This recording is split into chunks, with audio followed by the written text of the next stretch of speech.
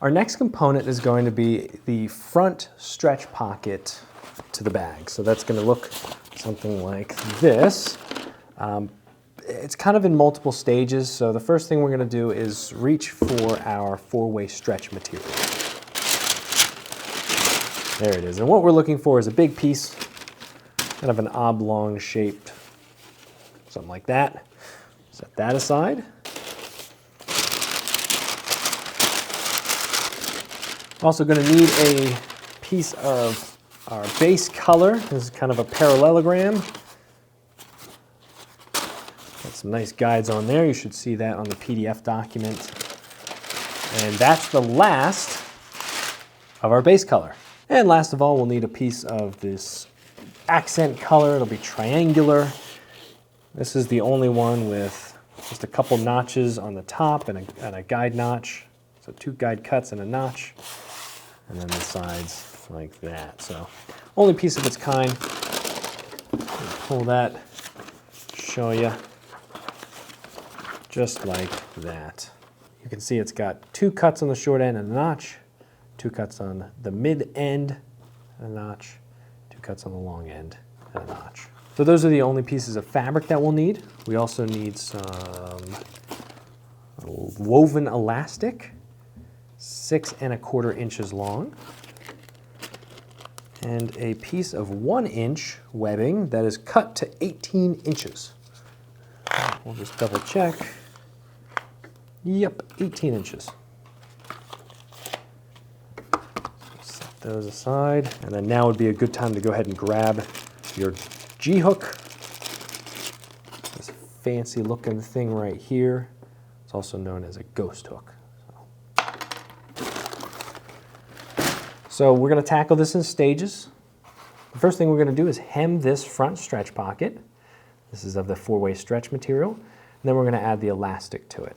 And there's a trick to that, making it work properly, and we'll go over that in the tutorial, obviously. After we've done that, we're going to go ahead and attach it to the back of this base color piece.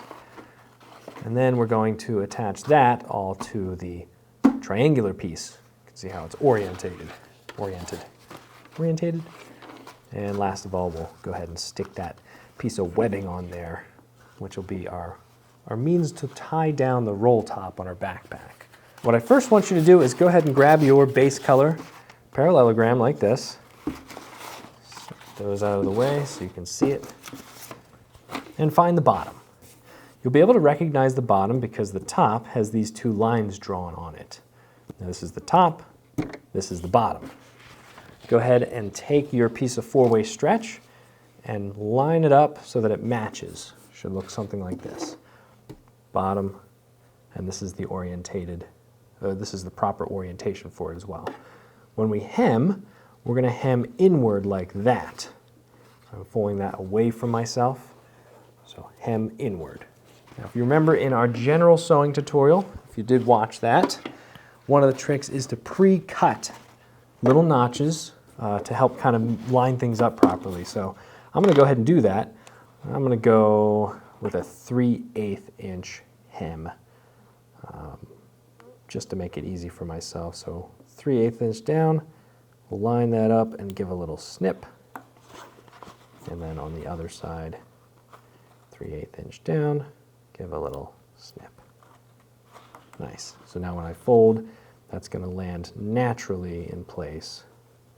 Be easy to hem that. And bottom, hemming in this direction. The other trick from our general sewing skills section is to start off with the step-up fabric. We're going to step right onto that fabric, onto that hem, keeping it nice and straight.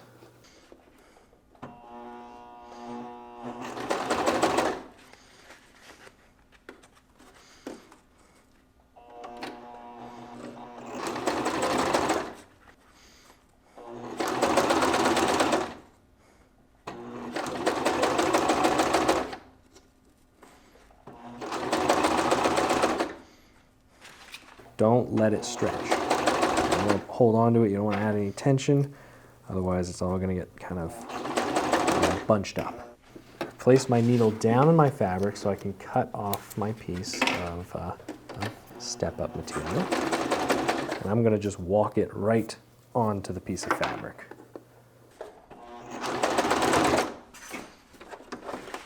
I did a little back stitch just to add a little reinforcement. It's not going to be super necessary because when we fold this over and create our little tube, it's technically going to lock it down. So that is our hem right there. And you can see if we place once again our pocket in front of the back of that pocket, you can see we've got the nice clean edge, not the hemmed edge. Or it is the hem edge, but you know, not the raw edge facing us. All right, now we're going to create that rumple, is what we've been calling it. We're going to attach this first to the inside here, and then the other side here, and that's going to pull this fabric into something like that. So you're going to have this big opening right there. Then we're going to sew the tube down while pulling that taut so that it's nice and flat. Make more sense as we're doing it, but that's the basic technique. So what I like to do is I like to place the elastic down, trying to make sure it's parallel, and then fold this over and close that loop just like that. Stitch on the very end to lock it down. Use something like a 1/4 inch or less seam allowance on this, so maybe like an 1/8 inch.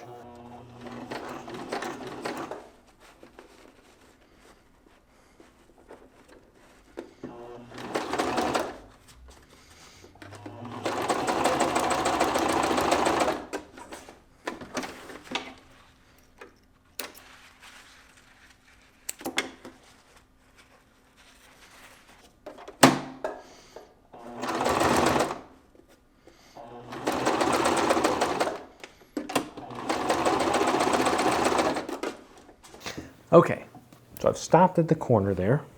What I'm going to do now is lift up my foot and rotate my fabric like this. I'm going to try to run along the edge of this loop for a little while. 2 inches or so, just like this.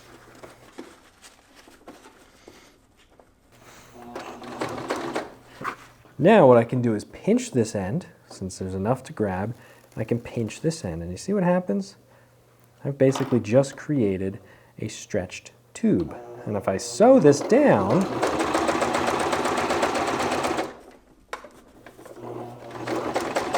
making sure to keep it pretty even. Oh, I'm losing grip of it. Just do it this way.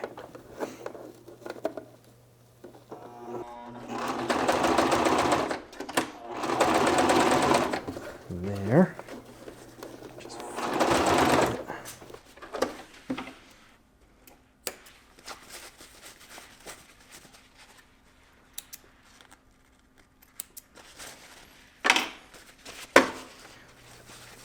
what I've basically done is created now that stretch.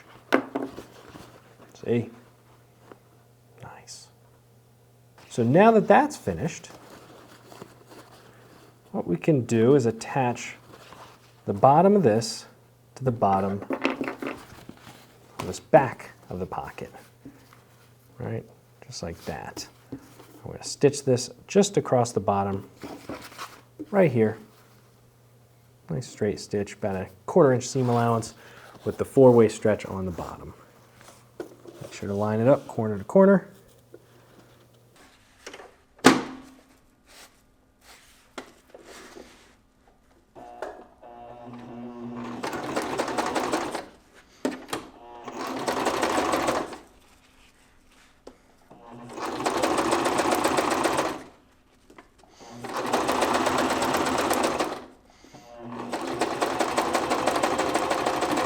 All right, so that's locked in there. It's nice and flat. What we're going to do now is sew up the side here. 4-way stretch on bottom. We can also start here and stitch all the way. As always, 4-way stretches on the bottom. And we're just trying to make sure we line up our edges here.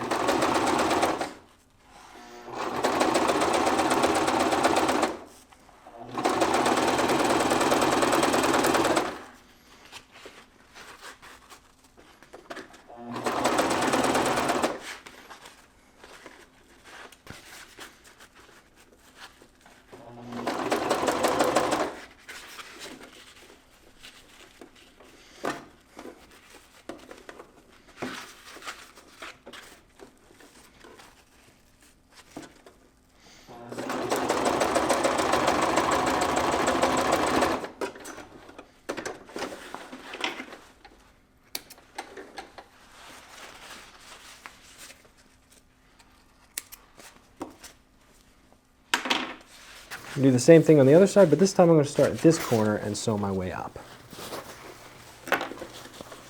As always, 4-way stretch on bottom. Also, as always, don't forget to backstitch.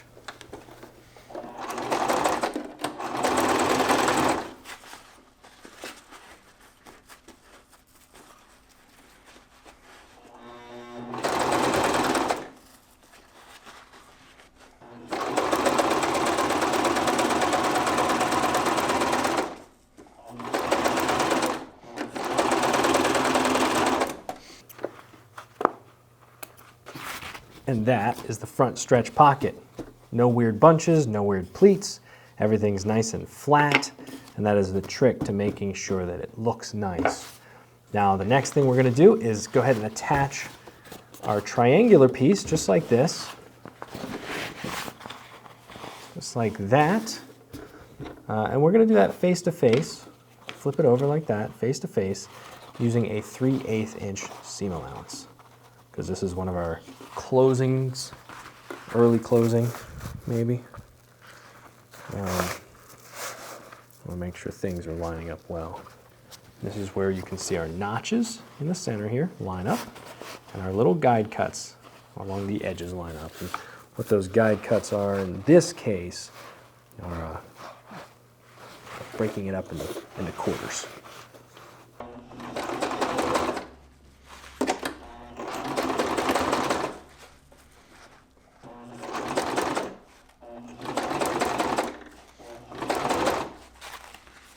I'm having to stretch my fabric a little bit, mainly because what happens with stitching is it shrinks the fabric slightly. So as long as I'm pulling, it should stretch it back out.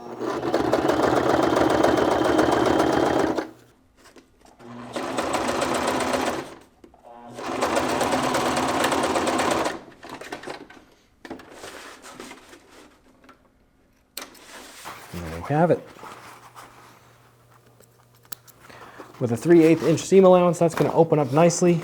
It should line up on top and on bottom with the rest of the bag. Now we're going to attach this webbing here. There's 2 ways around it. You can either just fold this under and stitch. If you're not feeling super confident, line that top of the web, or line this edge of the web to this top line here, and just tack it down. Just sew it down a little bit. Let it hold its place slightly. Make sure it's going to be hidden. So start in the center, maybe just back and forth a couple times.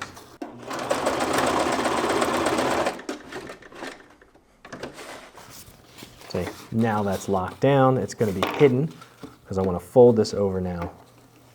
Do something like that.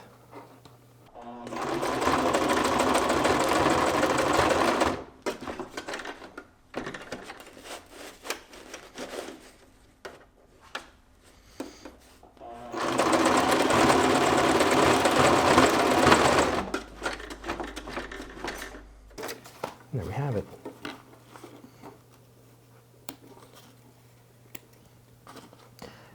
By going off of the web and onto the fabric, it actually tightens it up a bit.